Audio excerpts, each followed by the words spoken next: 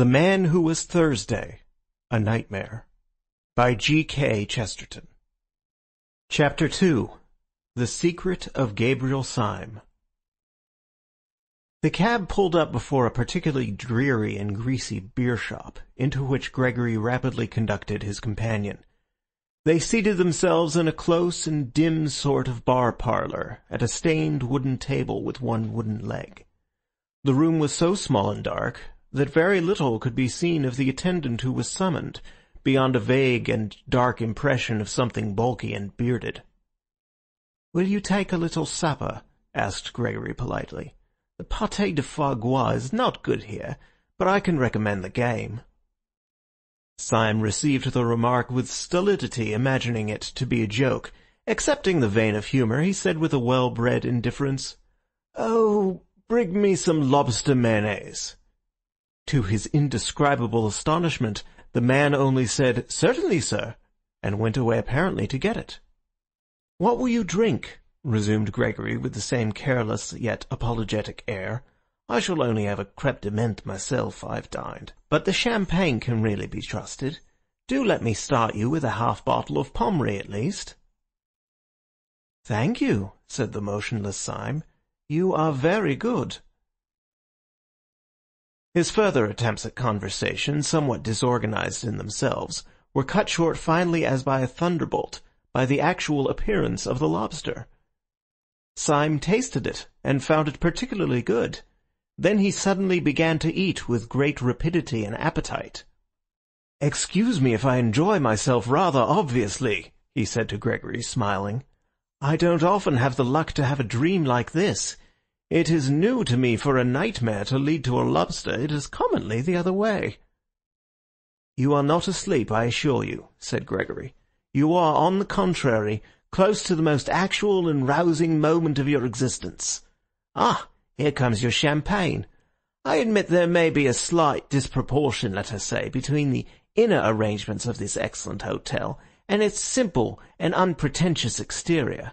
But that is all our modesty. We are the most modest men that ever lived on earth."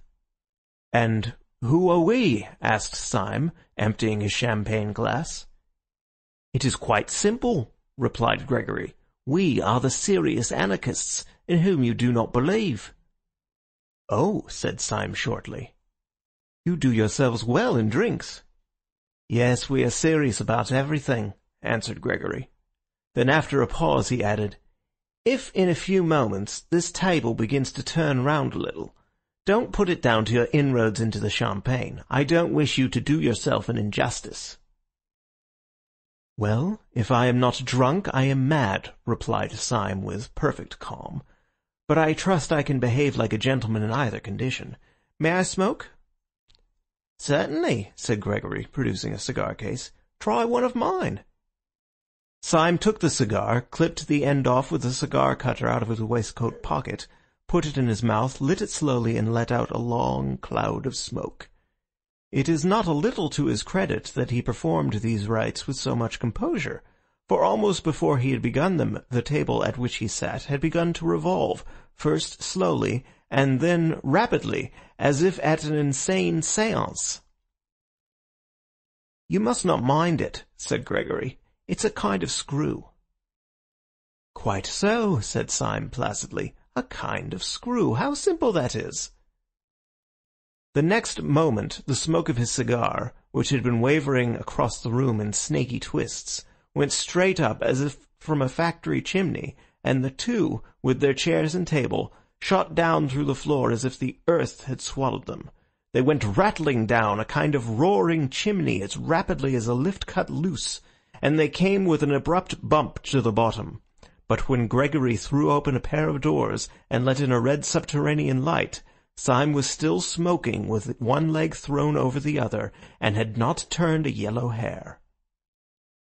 Gregory led him down a low vaulted passage, at the end of which was the red light. It was an enormous crimson lantern, nearly as big as a fireplace, fixed over a small but heavy iron door. In the door there was a sort of hatchway or grating, and on this Gregory struck 5 times. A heavy voice with a foreign accent asked him who he was. To this he gave the more or less unexpected reply, "Mr. Joseph Chamberlain." The heavy hinges began to move. It was obviously some kind of password. Inside the doorway the passage gleamed as if it were lined with a network of steel. On a second glance, Syme saw that the glittering pattern was really made up of ranks and ranks of rifles and revolvers, closely packed or interlocked. "I must ask you to forgive me all these formalities," said Gregory. "We have to be very strict here." "Oh, don't apologize," said Syme. "I know your passion for law and order." And he stepped into the passage lined with the steel weapons. With his long fair hair and rather foppish frock coat, he looked a singularly frail and fanciful figure as he walked down that shining avenue of death. They passed through several such passages, and came out at last into a queer steel chamber with curved walls, almost spherical in shape, but presenting, with its tiers of benches, something of the appearance of a scientific lecture theatre. There were no rifles or pistols in this apartment, but round the walls of it were hung more dubious and dreadful shapes, things that looked like the bulbs of iron plants or the eggs of iron birds. They were bombs, and the very room itself seemed like the inside of a bomb. Syme knocked his cigar ash off against the wall and went in. "And now, my dear Mr. Syme," said Gregory, throwing himself in an expansive manner on the bench under the largest bomb, "now we are quite cosy, so let us talk properly. Now, no human words can give you any notion of why I brought you here. It was one of those quite arbitrary emotions, like jumping off a cliff or falling in love. Suffice it to say that you were an inexpressibly irritating fellow, and to do you justice, you are still. I would break 20 oaths of secrecy for the pleasure of taking you down a peg. That way you have of lighting a cigar would make a priest break the seal of confession. Well, you said that you were quite certain I was not a serious anarchist. Does this place strike you as being serious?" "It does seem to have a moral under all its gaiety," assented Syme. "But may I ask you 2 questions? You need not fear to give me information, because, as you remember, you very wisely extorted from me a promise not to tell the police, a promise I shall certainly keep. So it is in mere curiosity that I make my queries. First of all, what is it really all about? What is it you object to? You want to abolish government?" "To abolish God," said Gregory, opening the eyes of a fanatic. "We do not only want to upset a few despotisms and police regulations. That sort of anarchism does exist, but it is a mere branch of the nonconformists. We dig deeper and we blow you higher. We wish to deny all those arbitrary distinctions of vice and virtue, honour and treachery, upon which mere rebels base themselves. The silly sentimentalists of the French Revolution talked of the rights of man.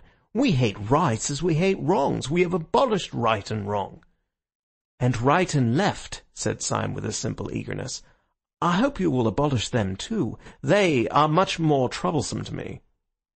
"You spoke of a second question," snapped Gregory. "With pleasure," resumed Syme. "In all your present acts and surroundings there is a scientific attempt at secrecy. I have an aunt who lived over a shop, but this is the first time I have found people living from preference under a public house.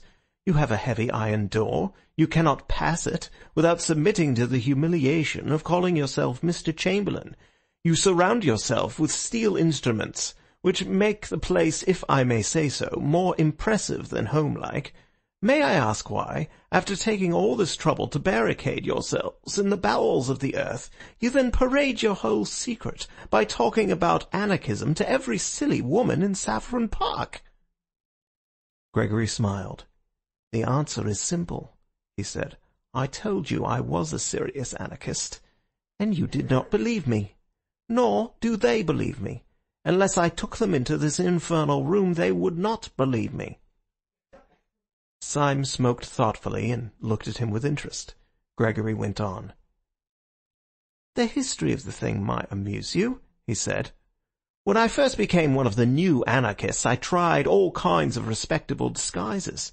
I dressed up as a bishop, I read up all about bishops in our anarchist pamphlets, and Superstition the Vampire, and Priests of Prey. I certainly understood from them that bishops are strange and terrible old men, keeping a cruel secret from mankind. I was misinformed. When on my first appearing in episcopal gaiters in a drawing-room I cried out in a voice of thunder, "Down, down, presumptuous human reason!" they found out in some way that I was not a bishop at all. I was nabbed at once. Then I made up as a millionaire. But I defended capital with so much intelligence that a fool could see that I was quite poor. Then I tried being a major. Now I am an humanitarian myself, but I have, I hope, enough intellectual breadth to understand the position of those who, like Nietzsche, admire violence, the proud, mad war of nature and all that, you know. I threw myself into the major. I drew my sword and waved it constantly. I called out blood abstractedly, like a man calling for wine. I often said, "Let the weak perish. It is the law." Well, it seems majors don't do this. I was nabbed again. At last I went in despair to the president of the Central Anarchist Council, who is the greatest man in Europe. "What is his name?" asked Syme. "You would not know it," answered Gregory. "That is his greatness. Caesar and Napoleon put all their genius into being heard of, and they were heard of. He puts all his genius into not being heard of, and he is not heard of.